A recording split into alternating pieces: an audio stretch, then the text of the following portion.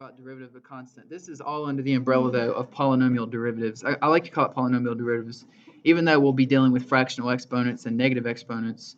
I just kind of call it that.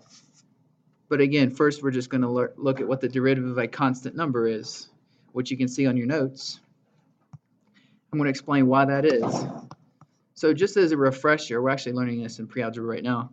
What is a constant number? It's basically any number that's not a variable, okay? And I just have some listed right here.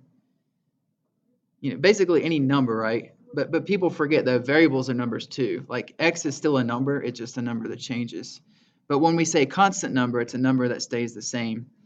Just remember that e and pi look like variables, but they're not. And that could trip you up. I've seen some trick questions on tests where students try to use the power rule for this. It doesn't work. It's just a constant. So when we say f of x equals c, we mean any constant number.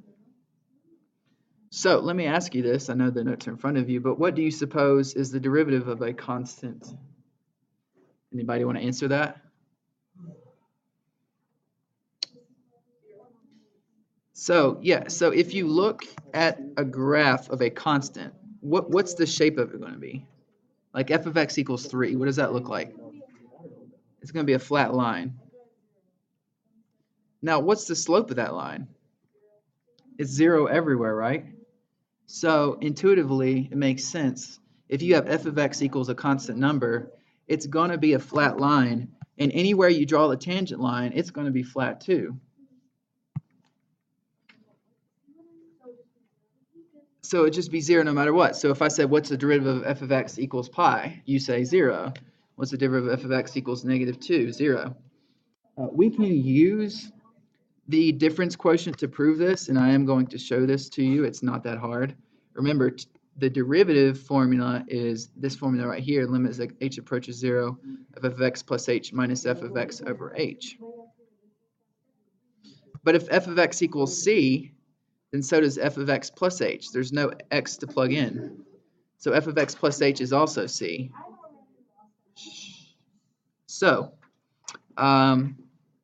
that means both of these are going to become c. Now what's c minus c? It's just 0, right? And 0 divided by h is also 0. So the answer is 0. So that's a way of proving the derivative of a constant equals 0. No way of writing this. There's two different notations in calculus. There's f prime of x, and this is the way you read this is d dx. It means the same thing, and it means the derivative of something. In this case, this means the derivative of a constant. So if I wrote d dx of 7, you'd say 0, because the derivative of 7 is 0. Okay, whatever that constant number is.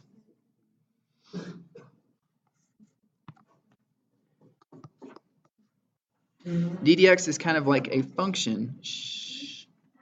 You plug in the function f of x into d dx, and you get the derivative back. There's a lot going on here. I'm not going to spend too much time on this page, but basically what it means is it's kind of like putting the square root around a number, like square root of 9 equals 3. Okay, d dx is the same way. You put it around something, and the answer gives you the derivative back, which is also f prime of x. So another way of writing the difference quotient would be to write d dx of f of x. It means the same thing as f prime of x. All right, d dx is a shortcut to the difference quotient. This is why we use d dx, because we don't want to write this every time. This is a pretty complicated formula. When you write d dx, you mean the difference quotient. It's funny I mentioned 7 because that's the first example. What is the derivative of f of x equals 7? Again, the best way to think about it is it's just going to be a horizontal line at y equals 7.